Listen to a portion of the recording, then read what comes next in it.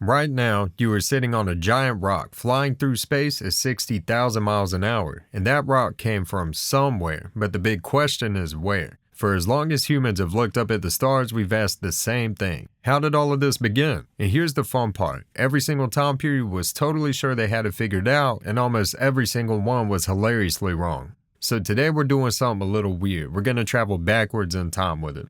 We'll start with the best answer we have right now, then rewind to how strange all of our ideas used to be. Welcome to the beginnings. Today, the beginning of everything. We're starting with the Big Bang, and trust me, it is not what most people think. Okay, picture the entire universe, every star, every planet, every galaxy. Now smash it all down. Smaller than a planet, smaller than a house, smaller than you, smaller than a grain of sand, smaller than a single dot. That is where everything began.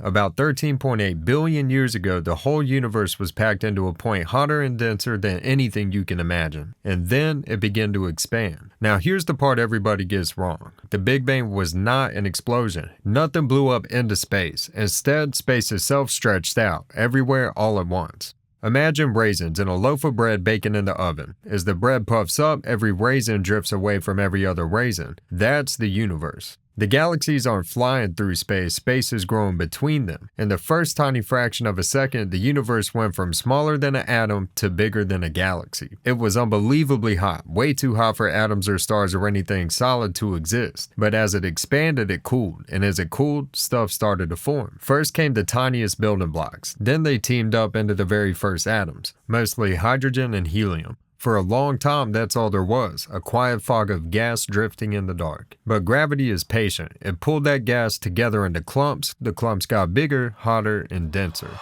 Until the very first star switched on and the lights came across the universe. Those stars gathered into galaxies, galaxies into clusters, and after billions of years, one ordinary star and one ordinary galaxy got a little blue planet. And on that planet, you. But wait, how could anyone possibly know all this? Nobody had a camera. That's the genius part. We have receipts for this. Clue number 1. Everywhere we look, the galaxies are still drifting apart, exactly like the raisin bread. So if you hit rewind, they all squeeze back together, back to the single hot dot.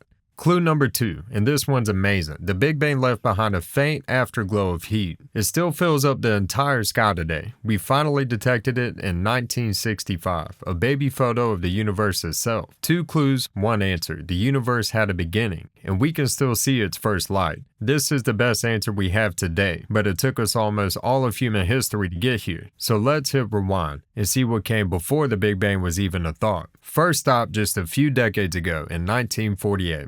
Believe it or not, the Big Bang had a major rival, and a lot of smart scientists liked the rival better. It was called the steady-state theory, and the idea was beautifully simple. The universe had no beginning at all. It always existed, it always will, and it just is forever. But there was a problem. They could only see galaxies drifting apart just like we talked about. So if everything's spreading out, shouldn't the universe get emptier and emptier over time? Their clever fix? They claimed the brand new matter was quietly being created in the gaps, forever topping it up. Like a magic bathtub that never drains, no matter how much the water flows out. For many years, it genuinely went toe-to-toe with the Big Bang. Nobody could prove who was right. Until the afterglow, that baby photo, was discovered, the Big Bang had predicted it. Steady State had no idea how to explain it, and just like that, the rival was knocked out. A lovely idea beaten by a single photograph. Now let's rewind even further. Next stop, 1687. Powdered wigs, candlelight, and one of the smartest humans who ever lived. Sir Isaac Newton, the apple guy, the gravity guy. Newton figured out the rules that hold the whole cosmos together, and he was right about almost everything. But on one question, even the genius Newton got stuck. He pictured the universe as infinite, unchanging, and perfectly still. No beginning, no end. Just there. And honestly, he had a sneaky good reason. Gravity pulls everything together. So if the universe wasn't infinite, wouldn't it collapse into one giant clump? His fix: make everything infinite in every direction. Then everything pulled equally on all sides, so nothing moves. It's like an endless cosmic tug-of-war where nobody wins, so the rope never moves. Clever, tidy, and completely missing the truth, because the universe is not standing still, it's growing. Newton gave us the rule book, he just didn't realize the game was still being played. Rewind again. Now we jump way back, over 2,000 years, ancient Greece around 1350 BC. Here, something huge changed in how humans thought. Meet Aristotle, a philosopher who decided to explain the universe using logic instead of legends.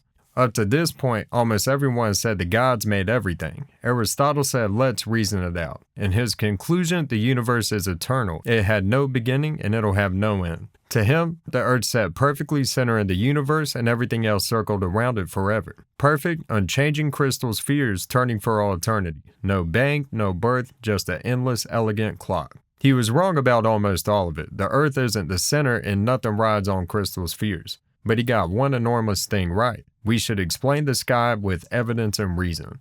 That idea outlived every god on that cloud. One more rewind, all the way back to the beginning of writing itself. Almost 4,000 years ago, ancient Babylon, one of humanity's very first civilizations. No telescopes, no math for this, just humans staring at the sky telling a story. Their story was carved onto clay tablets, and honestly, it's pretty epic. In the beginning, they said there was only water. Two giant ocean gods mixed together. From them, the younger gods were born, and the younger gods were loud, way too loud. It led to a giant cosmic argument and a legendary battle.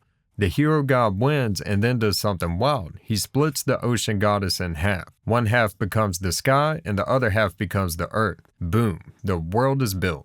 No data, no evidence, just imagination doing its very best to explain the very big mystery overhead.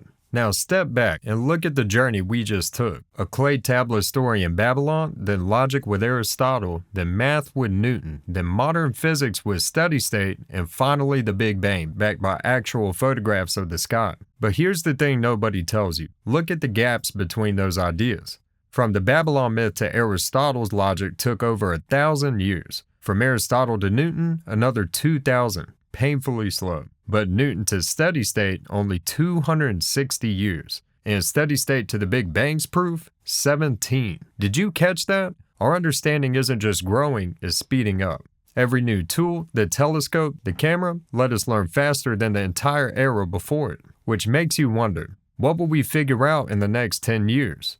What are we still getting wrong? That's the beginning of the universe. If your brain feels a little bigger, hit subscribe, because next time we're uncovering another beginning.